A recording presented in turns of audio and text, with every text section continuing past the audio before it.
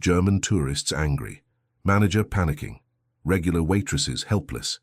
Then Isabella Martinez, the quiet girl from the back tables, opened her mouth and spoke perfect German. The entire restaurant froze. What they discovered about her next exposed years of discrimination and changed everything. The crystal chandeliers of Milano's fine dining cast warm light across white tablecloths.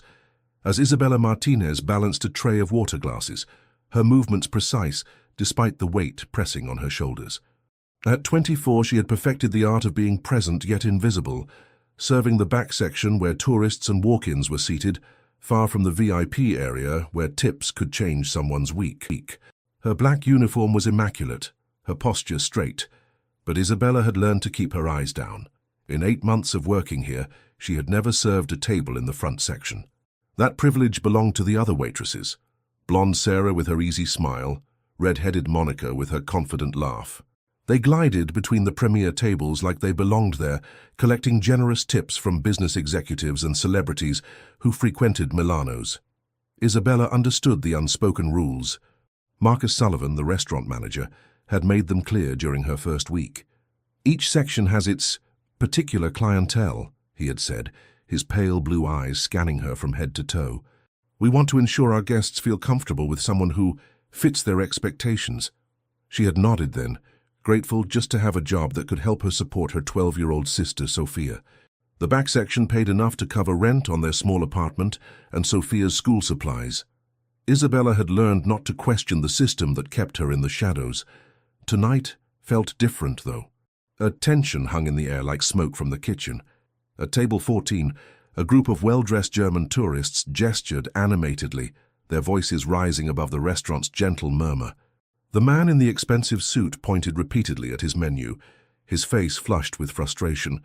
Beside him, an elderly woman dabbed at her eyes with a linen napkin, clearly distressed. Sarah approached their table with a nervous smile, notepad trembling slightly in her hands. Isabella watched from across the room as the conversation grew more heated. The German man's words came faster, more urgent, while Sarah shook her head helplessly, repeating, "I'm sorry, I don't understand," like a broken record. "Wir brauchen einen Krankenwagen. Meine Frau hat starke Brustschmerzen." The man shouted, desperation breaking through his earlier politeness. Isabella's blood went cold. Chest pains. They needed an ambulance. She understood every word, but her feet remained frozen to the marble floor. This wasn't her section. These weren't her tables. Marcus had made that abundantly clear. Monica joined Sarah, both waitresses now speaking slowly and loudly in English, as if volume could bridge the language gap. The elderly woman's breathing became shallow, her skin pale. Her husband's panic was escalating into something close to hysteria, but the language barrier trapped them all in a dangerous misunderstanding. From the corner of her eye, Isabella saw Marcus emerge from the wine cellar, his perfectly pressed shirt and slicked-back hair giving him the appearance of someone always in control. He surveyed the scene with the detached assessment of a man calculating profit margins. His gaze flickered toward Isabella for just a moment, and she saw the warning there. "Stay in your lane." The German man stood abruptly, his chair scraping against the floor with a harsh sound that cut through the restaurant's ambience. "Bitte, jemand muss uns helfen," he pleaded, looking around the room with wild eyes. Isabella's hands tightened around her tray. She knew exactly what they needed. She could help them in seconds. But the invisible walls Marcus had built around her felt as solid as the marble beneath her feet. She was the girl from the back tables, the one who wasn't supposed to be seen, let alone heard. The elderly woman slumped forward slightly, her husband catching her with trembling hands. The entire restaurant had gone quiet, elegant diners pausing mid-conversation to stare at the unfolding crisis. And in that moment of suspended time, Isabella faced a choice that would change everything. Isabella's apartment was a study in efficient desperation. 2 bedrooms, 1 bathroom, and a living room that doubled as her study space after Sophia went to bed. Textbooks in 7 languages covered every available surface. German grammar guides stacked next to French conversation manuals, Italian verb conjugations bookmarked with grocery store receipts. Her laptop, a refurbished model she'd bought with 3 months of tip money, sat open on the kitchen table surrounded by empty coffee cups and highlighted printouts from online certification courses. This was where Isabella spent her mornings before work, hunched over lessons in Mandarin pronunciation or practicing Portuguese conversation with YouTube videos. The neighbors had grown accustomed to hearing foreign phrases drift through thin walls at dawn, the determined murmur of someone building bridges to worlds she'd never been invited to enter. "Bella, you're going to burn your brain out," Sophia often said, padding into the kitchen in pajamas to find her sister already deep in conjugation exercises. At 12, Sophia possessed the practical wisdom of someone who'd learned early that dreams had to bend around reality. "Just 30 more minutes," Isabella would promise, not looking up from her books. "I'm almost finished with this module." But they both knew 30 minutes would stretch into an hour, sometimes 2. Isabella couldn't explain the hunger that drove her to master language after language. It wasn't just about better job opportunities, though those were certainly part of it. There was something deeper, a need to prove that intelligence didn't require credentials, that competence could grow in the margins, even when the world insisted on keeping you there. Their parents had cleaned office buildings for 15 years before the accident. Isabella still remembered her mother's hands, always rough from industrial soap, counting out bills at the kitchen table every month. "Education is the only thing they can't take from you, Mija," she had whispered during those late-night math sessions when Isabella was 8. "Learn everything you can." Now at 24, Isabella carried that lesson like a torch through days that often felt endless. She would serve tables from 6 to midnight, come home to help Sophia with homework, then study until her eyes burned. Weekends meant double shifts and stolen hours with language apps during breaks. Her co-workers thought she was antisocial, but Isabella was building something they couldn't see. Fluency in German, French, Italian, Portuguese, Mandarin, Japanese, and Arabic. 7 languages that existed in her head, like 7 different versions of herself, each one more confident than the Isabella, who served water glasses in the back section. The certifications were coming slowly, but steadily. She'd already passed intermediate levels in 4 languages, advanced in 2. Online instructors praised her pronunciation, her grammar, her cultural understanding. In virtual classrooms, she was just another dedicated student. No one questioned whether she belonged there. But Milano's fine dining was different. There she was invisible by design, her competence irrelevant to the careful ecosystem Marcus had created. He assigned sections based on what he called presentation, a word that somehow always meant the same thing. Isabella had learned not to challenge it directly. She needed this job, needed the steady income that kept Sophia in school, and their small apartment heated. Still, every night she came home and opened those textbooks with renewed determination. Sophia would find her there in the morning, sometimes asleep on top of her notes, sometimes still awake and working through pronunciation exercises with the dedication of someone training for a marathon. "What's the point of learning all those languages if you never get to use them?" Sophia had asked one morning, genuine curiosity in her young voice. Isabella had paused, her pen hovering over a page of German vocabulary. "Because when the moment comes," she said finally, "I want to be ready." She just hadn't expected that moment to arrive in the form of a medical emergency at table 14.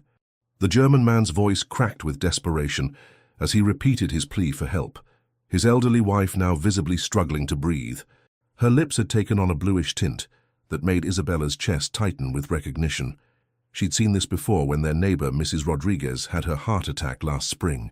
Marcus stepped forward with the measured confidence of someone accustomed to managing crises, but Isabella could see the uncertainty flickering behind his professional mask. He approached the table with his hands raised in a gesture meant to be calming. "Sir, please, if you could just speak English, we can help you," Marcus said slowly, as if clarity could be achieved through volume and deliberate pronunciation. The words hung uselessly in the air between desperation and bureaucratic politeness.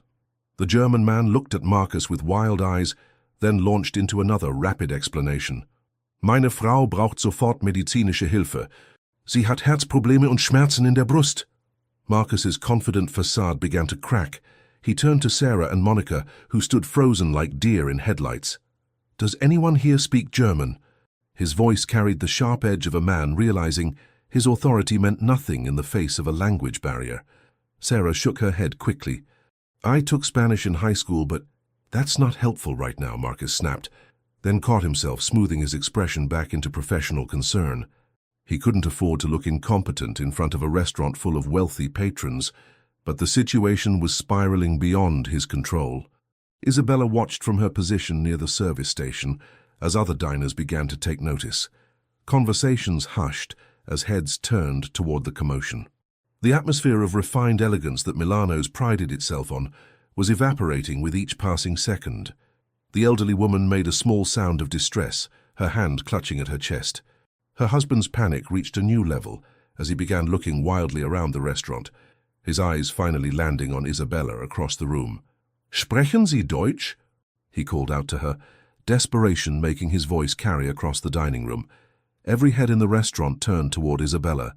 She felt the weight of their stares, the sudden attention like a spotlight she'd never asked for. Her pulse hammered in her ears as she registered the question, "Do you speak German?" Marcus's head snapped toward her with an expression she'd never seen before, something between confusion and warning. His pale blue eyes held a clear message. "Don't even think about it." "Isabella," he said firmly, his voice carrying across the restaurant, "return to your section, please." But the German man wasn't giving up. He began walking toward her, his wife's condition deteriorating with each second they lost to translation. "Bitte, please, Sie verstehen uns?" His voice broke on the last words. Isabella felt the familiar weight of Marcus's expectations pressing down on her shoulders. Stay invisible. Know your place. Don't step out of line. These weren't just job requirements. They were survival tactics in a world that had already decided where she belonged. Yet her mother's voice echoed in her memory. "Learn everything you can." And beneath that, a newer voice. Her own voice from countless hours of study, from certification courses completed in the early morning hours, from the quiet pride of mastering pronunciation that native speakers praised. The elderly woman gasped softly, the sound cutting through Isabella's internal debate like a knife. This wasn't about Marcus's rules or restaurant hierarchy or invisible boundaries. This was about a woman who needed help, and Isabella was possibly the only person in the room who could provide it. Marcus took a step in her direction, his intention clear. But the German man reached Isabella first, his eyes pleading. In that moment, suspended between silence and action, Isabella made the choice that would change everything. "Sie braucht einen Krankenwagen. Herzprobleme, richtig?" Isabella's voice cut through the tension like a key finding its lock. The words came out clear and perfectly pronounced, each syllable carrying the weight of 8 months of silence finally broken. The German man's face transformed instantly from desperate confusion to overwhelming relief. "Ja, ja, genau, sie versteht," he exclaimed, grabbing Isabella's hands. "Meine Frau hat Angina. Sie braucht ihre Medikamente und einen Arzt." The restaurant fell into absolute silence. 50 pairs of eyes stared at Isabella as she nodded calmly and turned toward the bar where the phone sat. Her hands were steady now, her voice clear and professional as she continued in German. "Ich rufe sofort den Krankenwagen. Wo sind Ihre Medikamente?" "In Ihrer Handtasche." "Die kleine weiße Flasche," the man replied, rushing back to his wife's side to retrieve her purse. Isabella picked up the restaurant's phone and dialed 911, her voice switching seamlessly to English as she spoke to the emergency operator. "This is Milano's Fine Dining on 5th Street. We have a 70-year-old woman experiencing chest pains, consistent with angina. She has a cardiac history and needs immediate medical attention." As she provided the restaurant's address and additional details, Isabella felt Marcus's presence behind her, like a storm cloud gathering strength. She could sense his shock, transforming into something darker, more dangerous. But there was no turning back now. The German man had found his wife's medication and was helping her take a small white tablet while speaking to her softly in their native language. Isabella approached their table, ignoring Marcus's sharp intake of breath.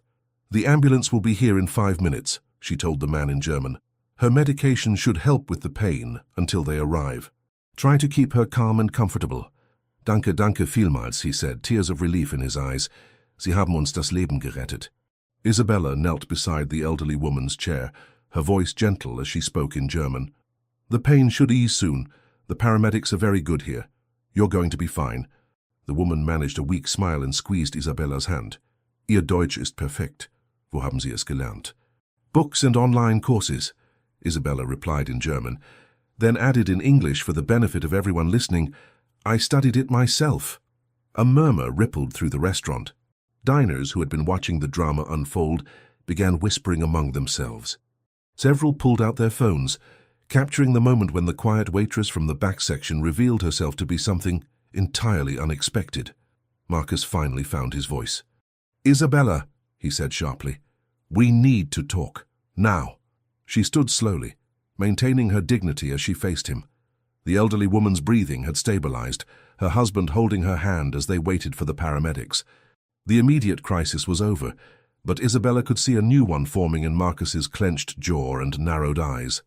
"After the ambulance arrives," she said quietly, meeting his gaze without flinching. The sound of sirens grew louder outside, and within minutes paramedics were wheeling a stretcher through Milano's elegant entrance. Isabella translated between the medical team and the German couple, her voice professional and precise, as she conveyed symptoms, medication details, and medical history. As the paramedics prepared to transport the woman to the hospital, her husband pressed a business card into Isabella's hand. "Mein Name ist Dr. Klaus Weber. Ich werde nie vergessen, was Sie heute getan haben." The restaurant slowly returned to normal as the ambulance departed, but the atmosphere had shifted permanently. Isabella could feel eyes on her from every table, conversations buzzing with speculation about the waitress who spoke perfect German. Marcus stood by the bar, his arms crossed, waiting. The moment of reckoning had arrived. The silence that followed the ambulance's departure was unlike anything Milano's fine dining had ever experienced.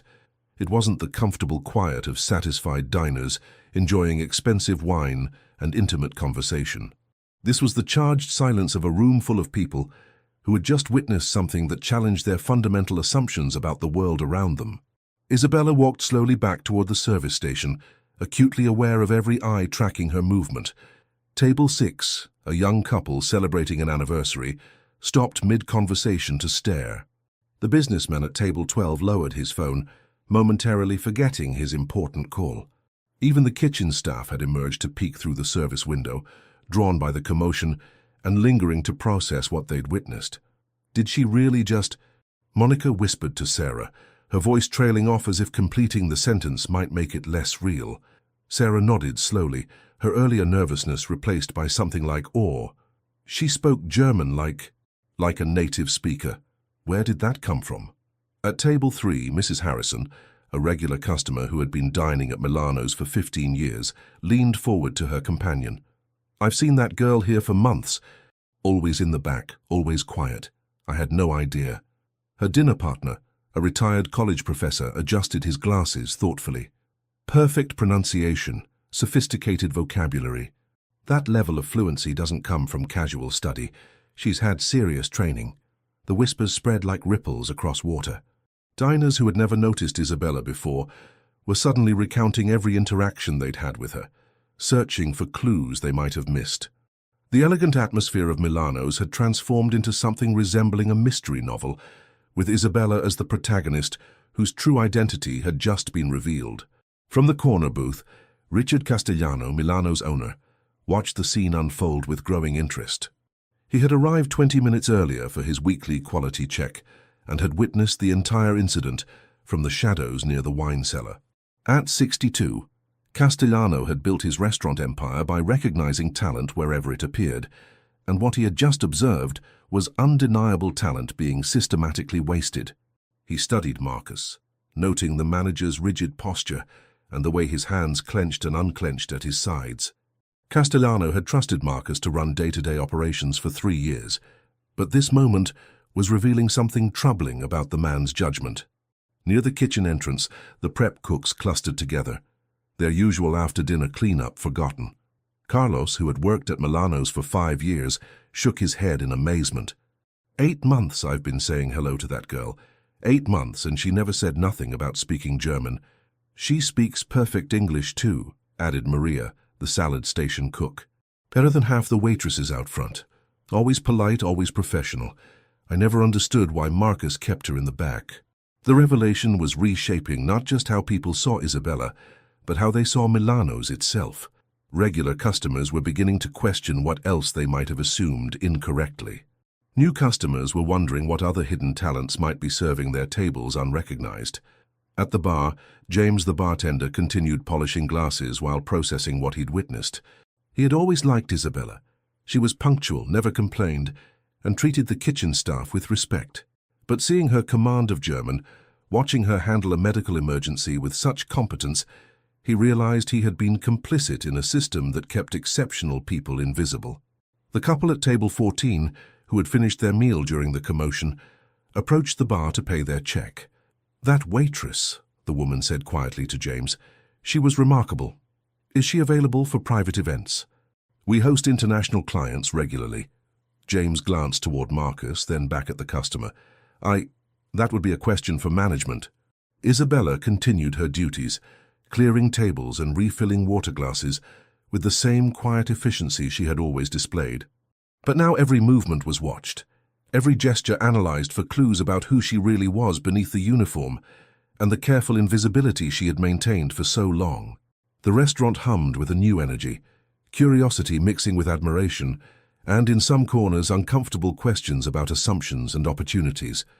Richard Castellano emerged from the shadows near the wine cellar, his presence immediately commanding attention throughout the restaurant. At 62, he carried himself with the quiet authority of someone who had built an empire one decision at a time. His appearance always shifted the dynamics at Milano's. Staff straightened their postures, conversations lowered to respectful murmurs.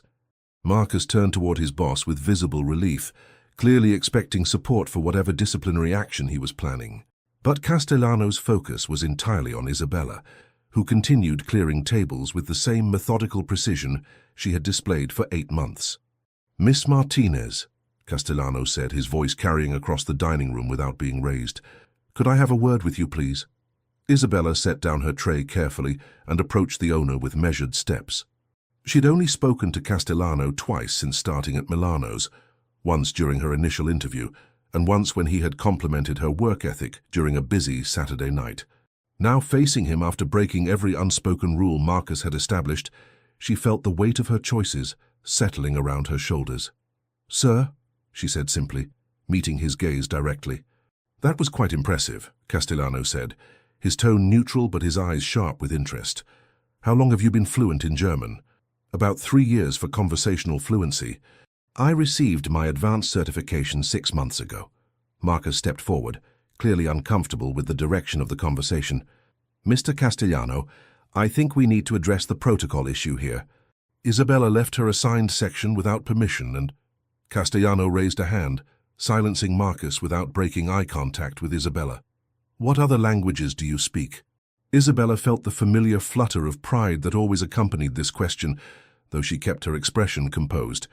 7 total: German, French, Italian, Portuguese, Mandarin, Japanese, and Arabic. Various levels of proficiency, but all conversational at minimum. A ripple of surprise moved through the nearby tables. Even Marcus's confident facade faltered as he processed information that completely contradicted his assumptions about the woman he had been managing for 8 months. "Self-taught?" Castellano asked. "Yes, sir. Online courses, textbooks, conversation practice groups. I've been working toward international hospitality certifications." Castellano nodded slowly, his experienced eye noting details that had apparently escaped Marcus entirely. Isabella's posture, her articulation, the confidence that emerged when discussing her competencies. These weren't the characteristics of someone suited only for back-section tables. "And how long have you been pursuing these studies?" "Since I was 16, my parents always emphasized education. After they died, I continued their tradition." The simple statement carried weight that resonated through the listening restaurant. Here was a young woman who had been systematically excluded from opportunities while quietly building qualifications that exceeded those of staff in premier positions. Marcus shifted uncomfortably, realizing the conversation was moving in directions that reflected poorly on his management decisions. "Mr. Castellano, I think we should discuss this privately." "There are procedures." "The procedure," Castellano interrupted, his voice taking on an edge that made Marcus step back, "is to utilize our staff's capabilities effectively. Miss Martinez, you've been here 8 months serving Section 4 exclusively?" "Yes, sir." "And in that time, did anyone ask about your language skills or educational background?" Isabella glanced briefly at Marcus before answering. "No, sir. The focus was on learning restaurant operations and fitting into the established system." Castellano's jaw tightened almost imperceptibly. He had built Milano's reputation on excellence and sophistication, marketing it as an international destination for discerning diners. The irony of having world-class linguistic talent relegated to invisible duties while paying premium wages to headhunters for qualified international staff was not lost on him. "Marcus," he said quietly, "my office. 10 minutes." Then turning back to Isabella, "Miss Martinez, please finish your shift. We'll talk tomorrow about better utilizing your capabilities." The restaurant held its collective breath as the implications of that statement settled over the evening service. The following evening, Isabella arrived at Milano's to find the atmosphere charged with undercurrents she couldn't immediately identify. Staff members who had barely acknowledged her for 8 months now watched her with curious eyes, while others seemed to avoid her gaze altogether. The invisible lines that had defined her place in the restaurant's hierarchy had been blurred, leaving everyone uncertain about the new dynamics. Marcus stood near the host station, his usual confident demeanor replaced by something harder, more brittle. His conversation with Castellano had clearly not gone as expected, and the tension radiating from him made the other staff members nervous. When Isabella approached to clock in, he barely looked up from his clipboard. "Section 4 as usual," he said curtly, his voice lacking its typical managerial authority. But Isabella noticed the subtle changes immediately. Her section had been reduced from 6 tables to 4. The remaining tables were positioned in the restaurant's most challenging spots, near the kitchen doors where servers constantly brushed past, and beside the service station where the constant activity made intimate dining nearly impossible. "Marcus," Sarah approached hesitantly. "Table 12 requested Isabella specifically. They're German tourists who heard about last night." Marcus's grip tightened on his clipboard. "Isabella works Section 4. If they want specialized service, they can request Monica or yourself." Sarah glanced between Marcus and Isabella, clearly uncomfortable. "They specifically asked for the German-speaking waitress. Should I tell Mr. Castellano they requested her?" The threat was subtle but unmistakable. Marcus's authority was being quietly challenged by staff members who had witnessed something that didn't align with the established order. His response revealed the depth of his discomfort. "Tell them we'll accommodate their needs appropriately," he said through clenched teeth. As the evening progressed, Isabella noticed other small sabotages. Her orders from the kitchen came out slower than usual. Glassware for her tables seemed to run short more frequently. The bread baskets meant for her section mysteriously went to other servers first. None of it was overt enough to complain about, but the pattern was clear. During her break, Isabella found Carlos from the prep kitchen smoking behind the building.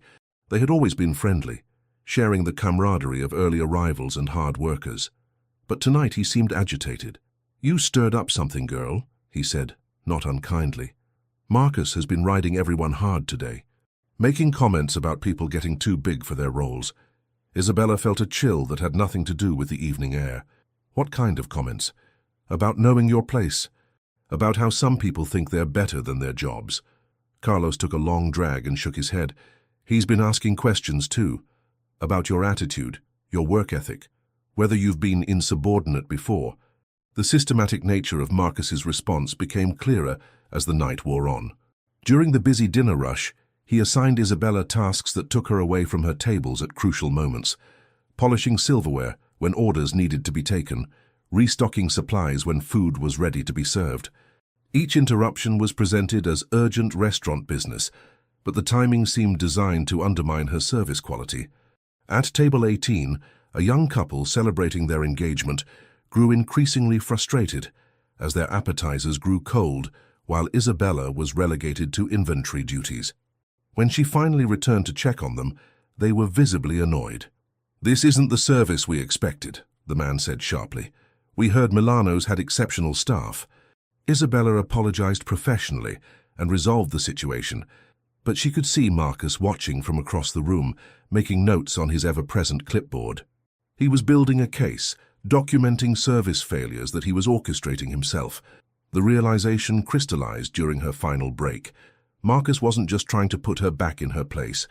He was trying to create grounds for termination before her newfound recognition could threaten his carefully constructed system. The battle lines were being drawn, and Isabella understood that her competence had made her dangerous to someone whose authority depended on keeping talent invisible. The next morning brought an unexpected summons to Castellano's office.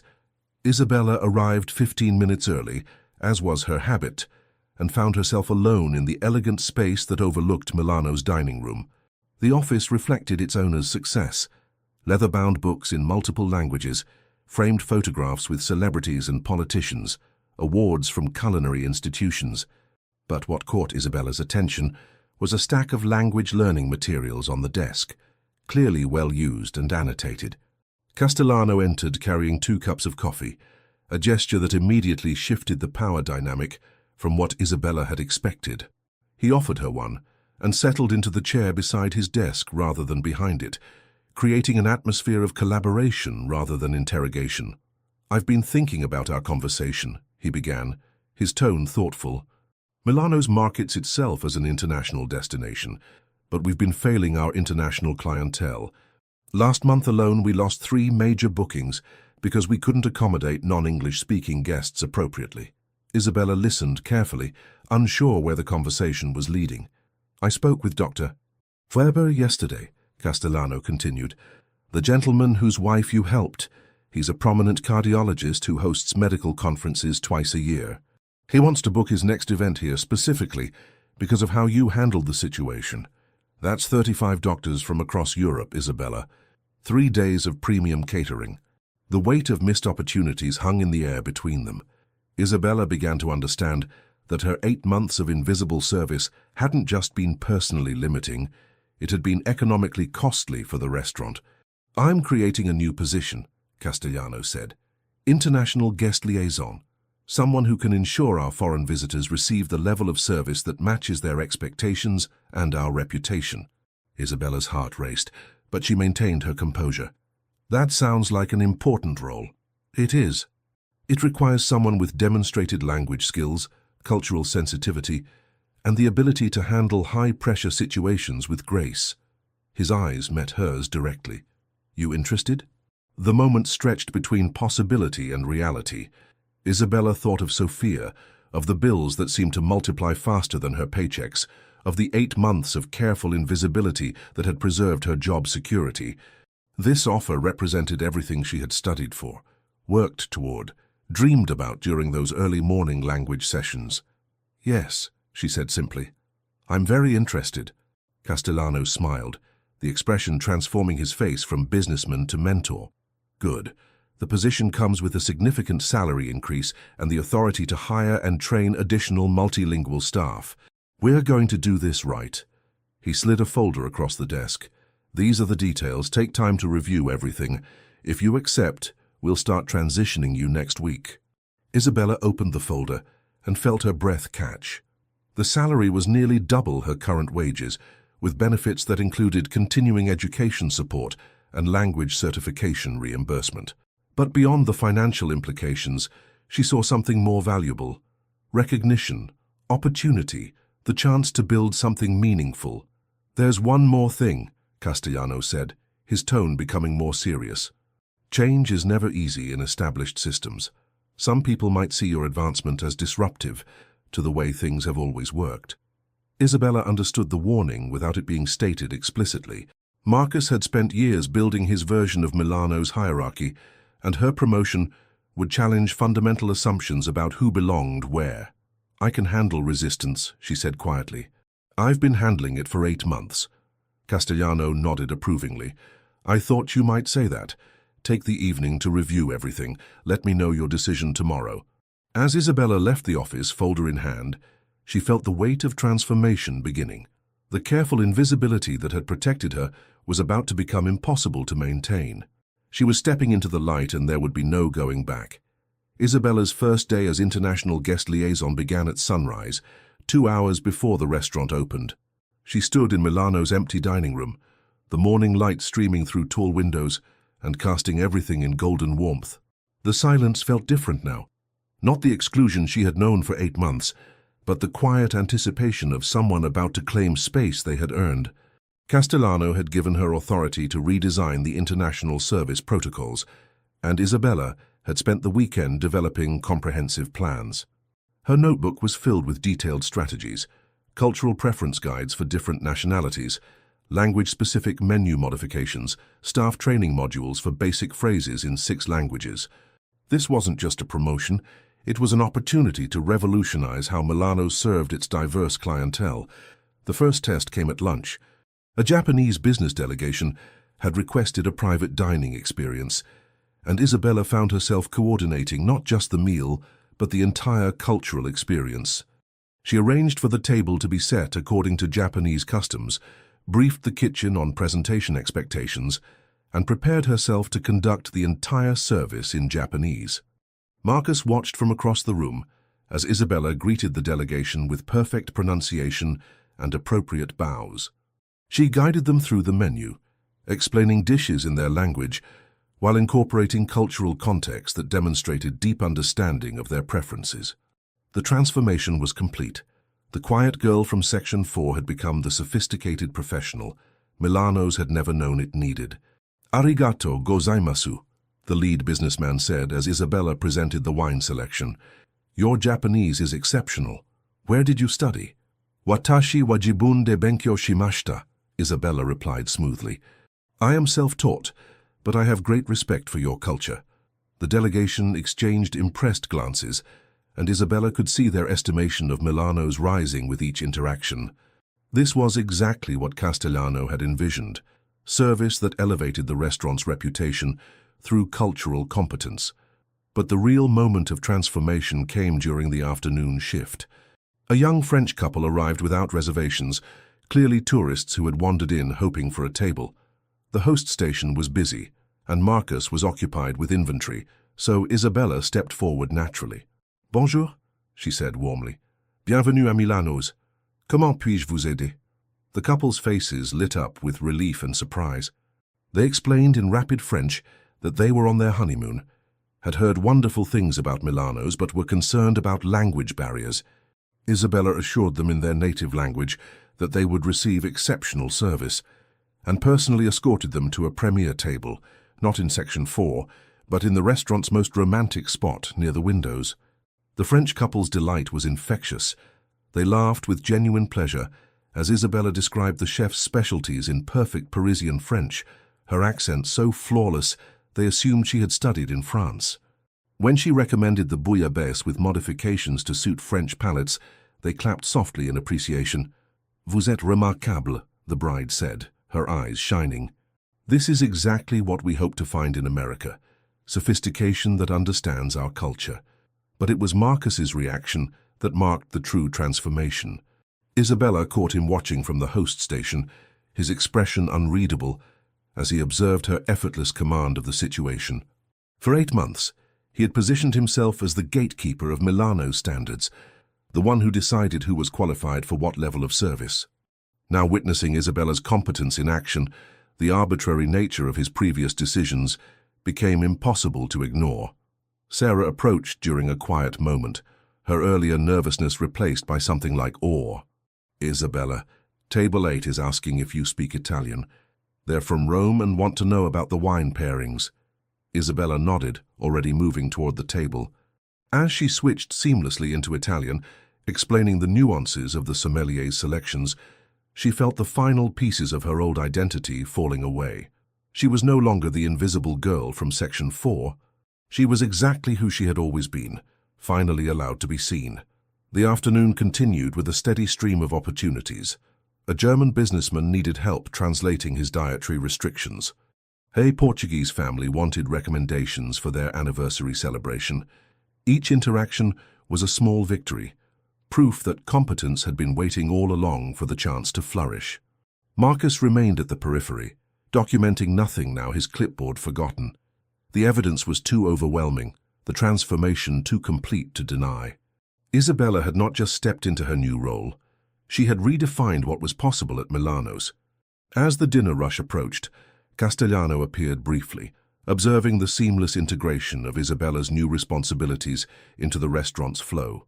He caught her eye across the room and nodded approvingly, a gesture that spoke of validation and future possibilities. The element of transformation wasn't just Isabella's promotion. It was the revelation that excellence had been present all along, waiting for recognition.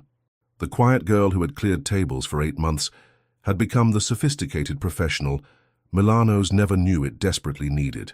Within a week, Isabella's presence had transformed Milano's in ways that surprised even Castellano. Reservations from international clients increased by 40% as word spread through diplomatic circles and expatriate communities about the restaurant's exceptional multilingual service. The Japanese delegation from her first day had posted glowing reviews on international dining forums, specifically praising the culturally sophisticated staff who made us feel honored rather than accommodated. Isabella arrived each morning to find her desk. Yes, she now had a desk in the administrative area, covered with requests. The German consulate wanted to book their monthly reception at Milano's. A group of Italian food critics, in town for a culinary festival, specifically requested her guidance through the tasting menu. The French cultural attaché had called personally to arrange a dinner for visiting dignitaries. But the most telling changes were internal. Staff members who had barely acknowledged her existence for 8 months now sought her expertise regularly. Monica asked for help with pronunciation when serving Spanish-speaking guests. James, the bartender, requested her input on international wine preferences.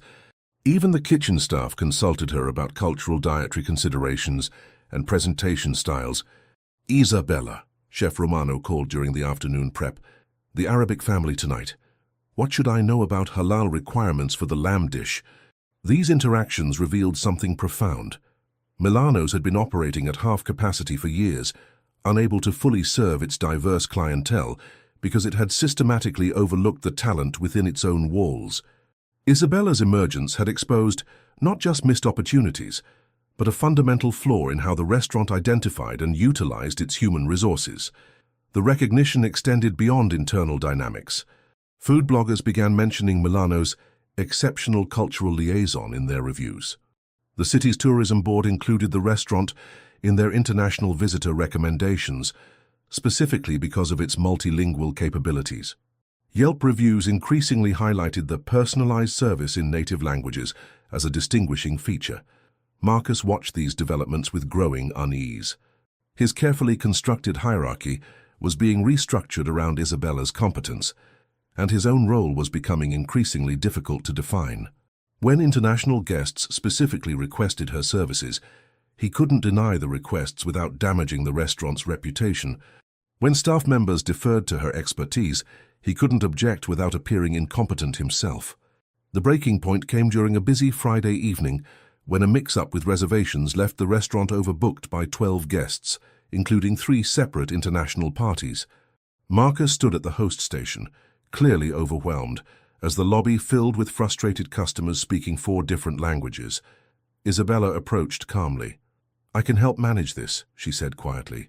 Marcus hesitated, his authority and his practical needs warring visibly on his face, but the alternative was a public relations disaster, so he stepped aside reluctantly.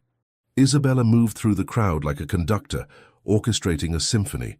She spoke to the Portuguese family in their language, explaining the situation and offering premium wine service while they waited. She arranged private dining space for the German business group, ensuring their important meeting could proceed uninterrupted. She coordinated with the French couple to move their reservation to a better table later in the evening, sweetening the delay with personalized attention from the chef. Within 20 minutes, what could have been chaos had been transformed into a showcase of exceptional service. Guests who should have been angry were instead impressed by the restaurant's cultural sensitivity and problem-solving capabilities. Castellano witnessed the entire resolution from his office doorway. As the evening proceeded smoothly despite the initial crisis, he found Marcus in the break room, staring at the wall with the expression of someone whose worldview had been fundamentally challenged. "She saved the entire evening," Castellano said quietly. Marcus nodded slowly, the fight finally going out of him. "I know. The question is," Castellano continued, "what are you going to do with that knowledge?" The recognition was no longer gradual, it was undeniable. If you're amazed by how Isabella's hidden talents transformed an entire restaurant, hit that subscribe button right now. You're about to see how her story becomes a catalyst for exposing the deepest corruption in Milano's management. And the justice that follows will leave you speechless. The confrontation Isabella had been sensing for days finally materialized on a Tuesday evening when Milano's was hosting its largest international event of the year, a reception for the European Trade Commission. 35 delegates from 12 countries had gathered for an evening that would showcase not just Milano's cuisine, but the city's capacity for international hospitality.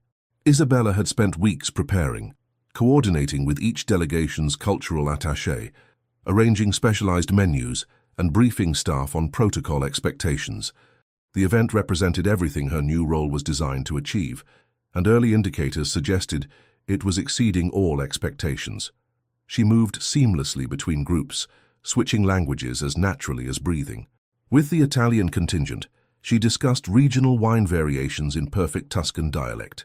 For the German delegation, she provided detailed information about sustainable food sourcing in their native language.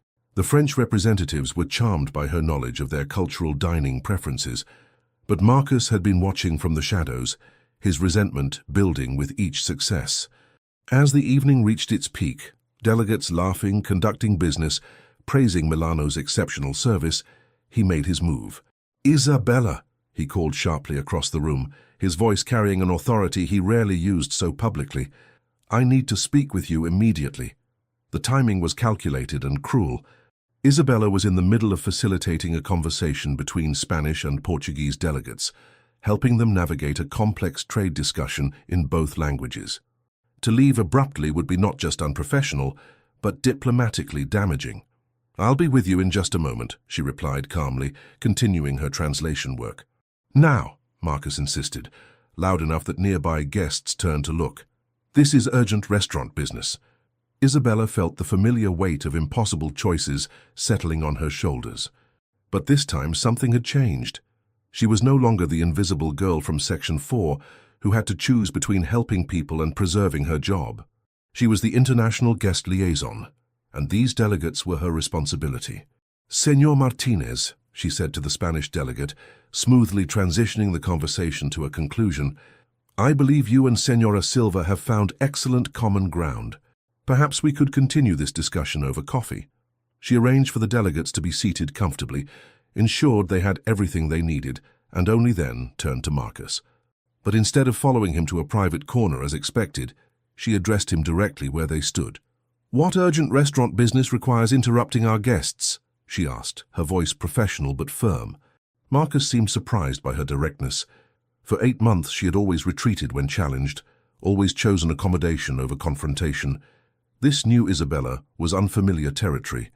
"There's been a complaint," he said, clearly improvising, "about your approach to service tonight.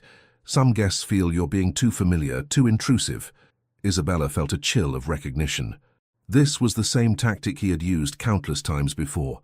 Vague accusations designed to undermine confidence and justify arbitrary restrictions. But now she had something she hadn't possessed 8 months ago: credibility and witnesses. "Which guests?" she asked calmly. "I'd like to address their concerns directly." Marcus's hesitation was telling. Around them, delegates and staff members had begun to notice the tension. Isabella could see Castellano approaching from across the room, his expression alert to potential problems. "It's not appropriate to discuss specific complaints in front of guests," Marcus said, his voice rising slightly with frustration. "Then perhaps," Isabella replied quietly but clearly, "we should discuss why you felt it was appropriate to interrupt international diplomatic conversations with urgent restaurant business that you can't actually specify." The moral confrontation was laid bare for everyone to see. Marcus had overplayed his hand, revealing the arbitrary nature of his authority in front of exactly the wrong audience. The room had grown quiet, delegates and staff alike recognizing that they were witnessing something significant. Castellano reached them just as Marcus's face flushed with angry realization that his carefully maintained power structure was crumbling in the most public way possible. "Gentlemen, ladies," Castellano's voice carried the smooth authority of someone accustomed to managing crises in front of important audiences. "Perhaps we could resolve any internal matters privately and allow our distinguished guests to enjoy their evening." But the damage was already done. Marcus's public challenge had exposed the fault lines that had been building for weeks, and several delegates had begun murmuring among themselves in various languages about the strange confrontation they had witnessed. Dr. Weber, the German cardiologist whose wife Isabella had helped weeks earlier, approached with concern evident on his face. Entschuldigung, but is there some problem with Fräulein Martinez? She has been providing exceptional service this evening. The weight of international attention focused on Marcus as other delegates nodded in agreement. The Spanish trade representative added his voice. Señorita Martinez has been invaluable tonight. Her cultural knowledge and language skills are remarkable. Isabella felt the moment crystallizing around her. She could accept Castellano's diplomatic rescue and allow the situation to be swept under the rug, preserving everyone's face but changing nothing fundamental. Or she could seize this opportunity to address the systemic issues that had kept her invisible for 8 months. "Thank you for your kind words," she said to the delegates, her voice carrying across the room. "I wonder if I might address the concern that's been raised about my service approach tonight." Castellano's eyebrows rose slightly. This wasn't the direction he had expected, but he nodded for her to continue. "For the past 8 months I've worked at Milano's in a capacity that didn't utilize my language skills or cultural knowledge. Tonight represents the first time I've been able to serve our international guests in the way they deserve." She turned slightly toward Marcus. "If my approach seems unfamiliar, it's because we've never provided this level of cultural accommodation before." The Portuguese delegate, Senhora Silva, stepped forward. "You speak our language beautifully. How long have you been Milano's cultural liaison?" "1 week," Isabella replied simply. The revelation rippled through the group. Dr. Weber looked incredulous. 1 week? But your expertise, your knowledge of our customs.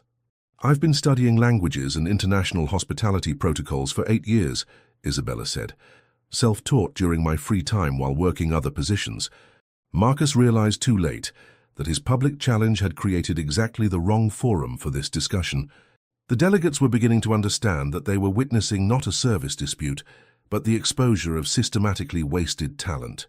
Don't click away now. What happens next will shock you. Isabella's revelation is about to expose 8 months of deliberate sabotage, and when the truth comes out, Marcus's world will crumble in front of everyone who matters. Subscribe to see justice served in the most satisfying way possible.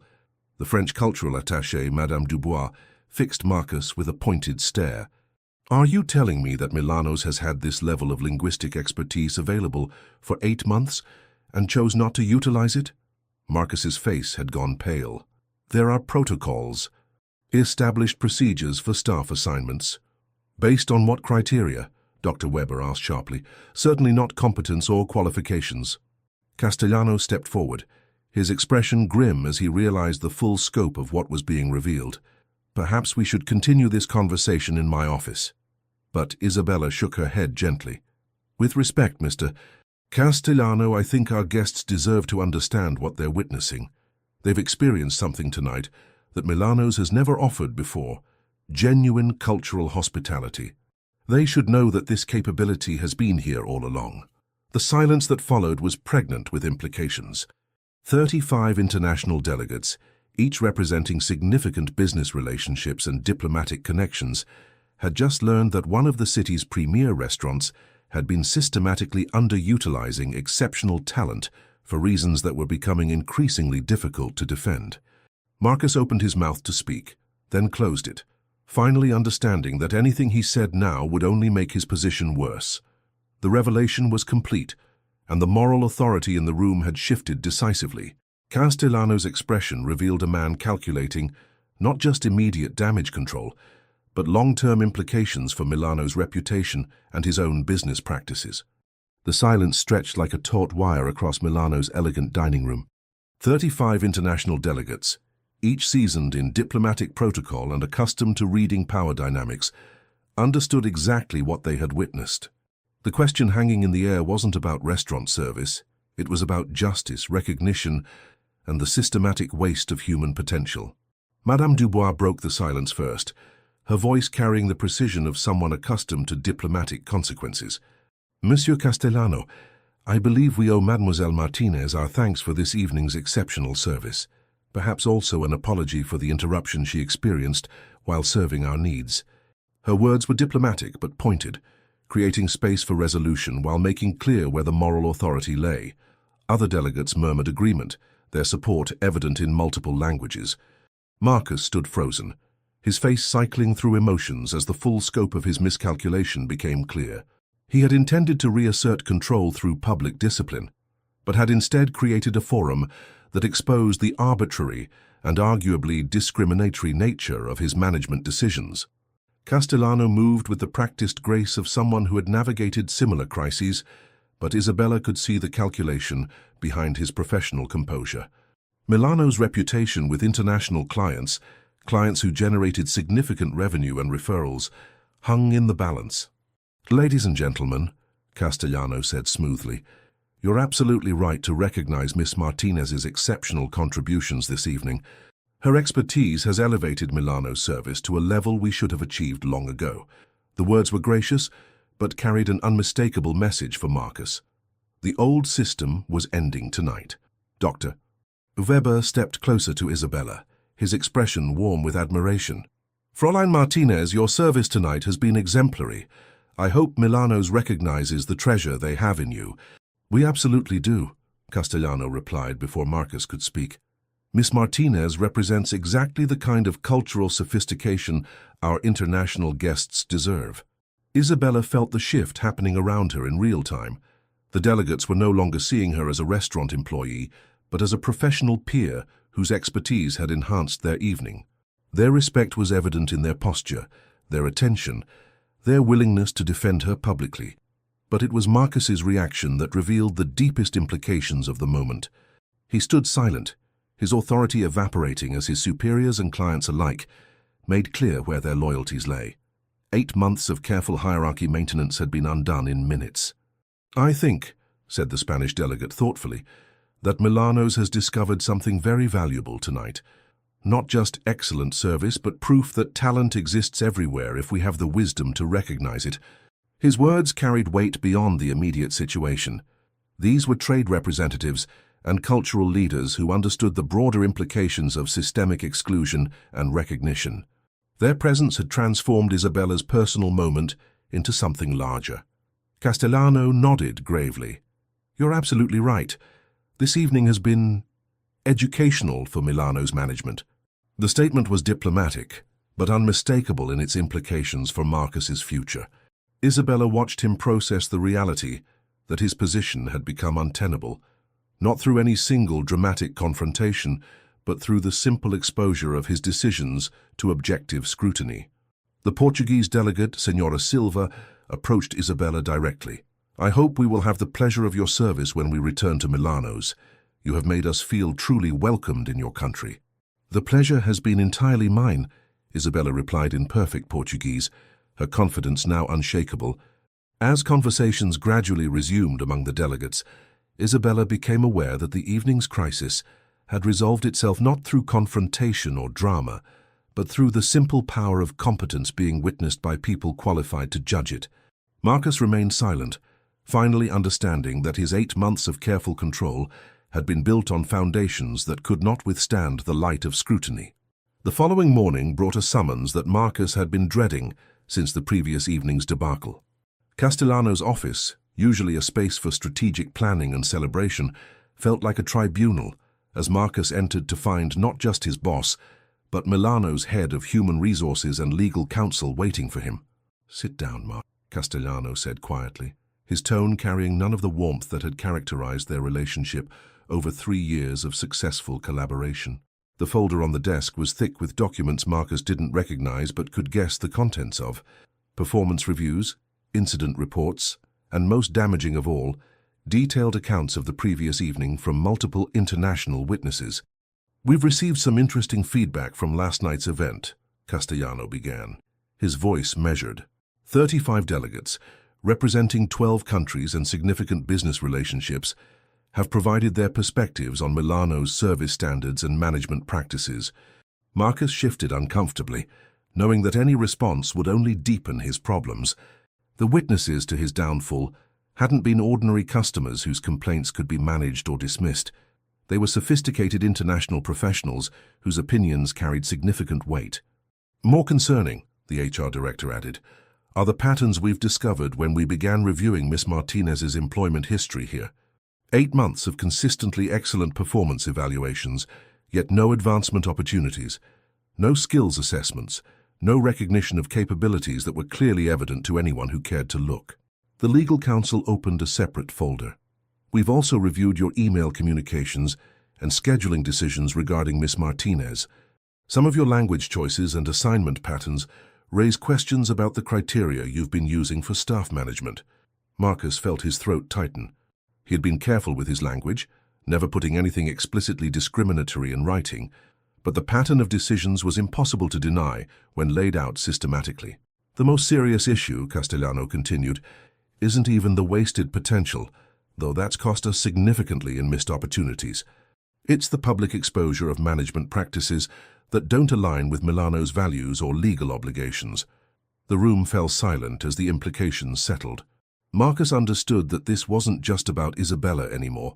It was about the reputation of an establishment that marketed itself as sophisticated and internationally minded, while systematically excluding talent based on arbitrary criteria. Dr. Weber called this morning, the HR director said quietly. He wanted to confirm that Miss Martinez would be handling the European Medical Conference he's booking for next spring. 300 participants, 5 days of events. He specifically mentioned that Milano's commitment to cultural excellence was what convinced him to choose us over competing venues. The irony was devastating. Marcus's efforts to limit Isabella's opportunities had nearly cost Milano's one of its most lucrative potential contracts. His management decisions, designed to maintain what he saw as appropriate order, had been economically damaging as well as morally questionable. We've also heard from the tourism board, Castellano added. They want to feature Milano's in their international visitor campaign, specifically highlighting our multilingual service capabilities. This could mean significant exposure and new business streams. Marcus finally spoke, his voice hoarse. I was trying to maintain standards. I thought... You thought what exactly? The legal counsel interrupted. That linguistic excellence was somehow incompatible with your service standards. That 8 languages of fluency was less valuable than blonde hair and familiar background. The questions hung in the air, unanswerable because the honest answers would only confirm what everyone in the room already understood. Castellano leaned forward. Marcus, your contract allows for termination based on management decisions that damage Milano's reputation or violate our commitment to equal opportunity employment. Last night's incident, combined with the pattern of decisions we've uncovered, meets those criteria.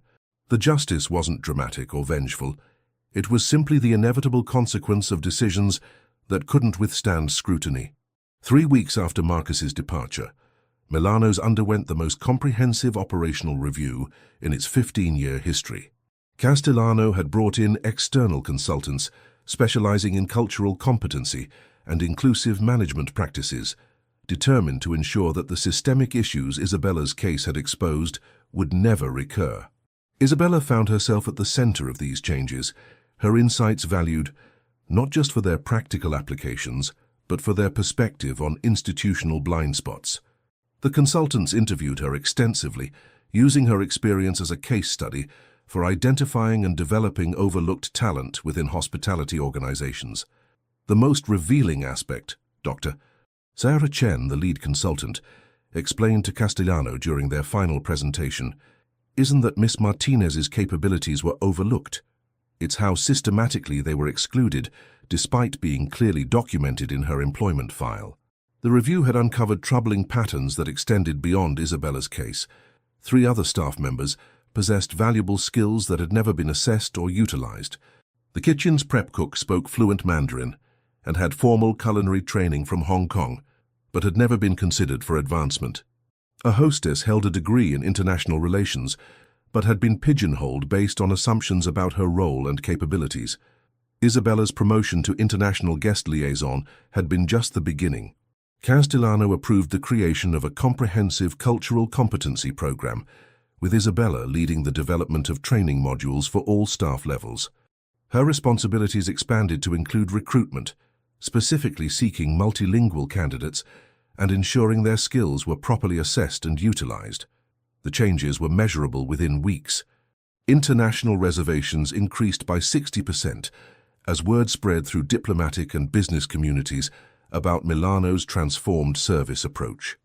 The restaurant's online reviews began highlighting cultural sensitivity and linguistic excellence as distinguishing features. But the most significant change was philosophical. Staff meetings now included regular discussions about recognizing and developing hidden talents. Performance reviews were restructured to actively assess underutilized capabilities. The hiring process was completely overhauled to identify competencies that previous managers might have overlooked or dismissed. Isabella worked directly with Castellano to establish partnerships with local cultural organizations and language schools, creating a pipeline of qualified candidates who might previously have been excluded from consideration. Milano's became known in immigrant communities as an employer that valued diverse skills and provided genuine advancement opportunities. The European Medical Conference that Dr. Weber had mentioned became Milano's showcase event. Isabella coordinated every aspect of the 5-day conference, managing logistics in 6 languages and ensuring that each delegation felt culturally respected and appropriately served. The event was so successful that it generated immediate bookings for similar conferences throughout the following year. What we've learned, Castellano told the city's restaurant association during a presentation about Milano's transformation, is that excellence often exists in places we're not trained to look for it. Our job as leaders is to create systems that reveal talent rather than hide it. The presentation sparked similar reviews at other establishments throughout the city. Isabella found herself consulting with restaurant groups and hotel chains, helping them develop protocols for identifying and utilizing diverse capabilities within their existing staff. Sophia, now thriving in advanced placement classes, thanks to the educational opportunities Isabella's increased income had made possible, often helped with translation work during family nights at the restaurant. Watching her younger sister confidently switch between languages while helping international guests, Isabella realized that the changes at Milano's extended beyond professional transformation. They had created a model for recognizing potential wherever it existed. The institutional changes weren't just policies or procedures. They were a fundamental shift in how Milano's understood excellence and where it could be found. The restaurant had become a proof of concept for the principle that talent, when properly recognized and supported, could transform not just individual lives, but entire organizational cultures. You've witnessed Isabella transform from invisible to indispensable, but her story is just beginning. Hit subscribe and the notification bell, because what she builds next will inspire a movement that changes how restaurants across the country recognize hidden talent. Don't miss the incredible finale that shows the true power of giving people the opportunities they deserve. 1 year later, Isabella stood in the same spot where she had first broken her silence to help Dr. Weber's wife, but everything about the moment was different. Milano's had just received recognition as the city's International Restaurant of the Year, an award based largely on its cultural competency programs and multilingual service excellence. The irony wasn't lost on her. The same capabilities that had been invisible for 8 months were now Milano's most celebrated features. The restaurant hummed with the confident energy of an establishment that had found its true identity. The staff Isabella had helped recruit and train moved seamlessly between languages and cultures, each person's unique capabilities recognized and utilized. The artificial hierarchies that had once determined who could serve which tables had been replaced by a meritocracy based on competence and cultural understanding. Sophia, now 13 and fluent in 4 languages herself, sat at a corner table completing homework, while occasionally helping translate for international guests. Her presence had become a symbol of Milano's transformation, a place where potential was nurtured, regardless of background or initial circumstances. "Bella," Sophia called out in English, then switched to Portuguese for a Brazilian family's benefit. "The Santos family wants to know if we have any traditional desserts from their region." Isabella smiled, responding in Portuguese before switching to English for Sophia's benefit. "Tell them Chef Romano learned to make brigadeiros specifically for our Brazilian guests. It's not on the menu, but it's available." These moments had become routine, but they still carried the weight of how dramatically everything had changed. Isabella's title was now Director of Cultural Services, overseeing not just Milano's, but 3 other restaurants in Castellano's expanding group. Her work had evolved from serving individual tables to transforming entire organizational approaches to diversity and inclusion. The business impact had exceeded everyone's expectations. International clients generated 40% of Milano's revenue, and the restaurant had become a destination for cultural events, diplomatic receptions, and international business meetings. The skills-based hiring practices Isabella had helped develop were being studied by hospitality management programs at local universities. But the personal transformation remained the most profound. Isabella thought often about the 24-year-old woman who had stood in this same spot 12 months ago, fluent in 7 languages, but convinced she had to remain invisible to survive. That woman's silence had been a survival strategy in a system that didn't value her capabilities. This woman's voice had become a tool for systematic change.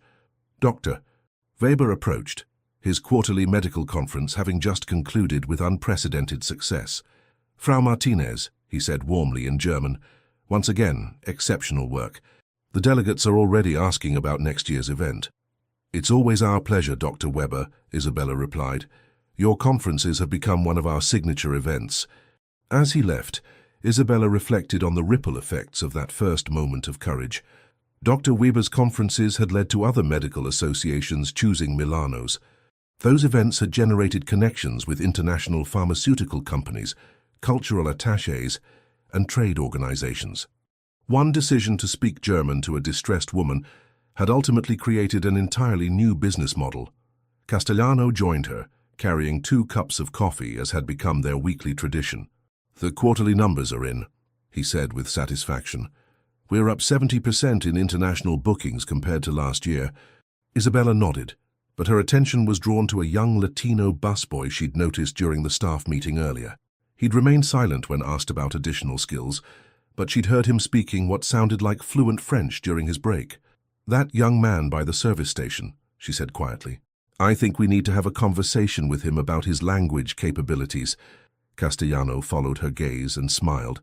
"Some things never change, do they? You're still seeing potential where others see limitations." Isabella's legacy wasn't just her own transformation. It was the systematic creation of opportunities for others to be seen, heard, and valued for who they truly were.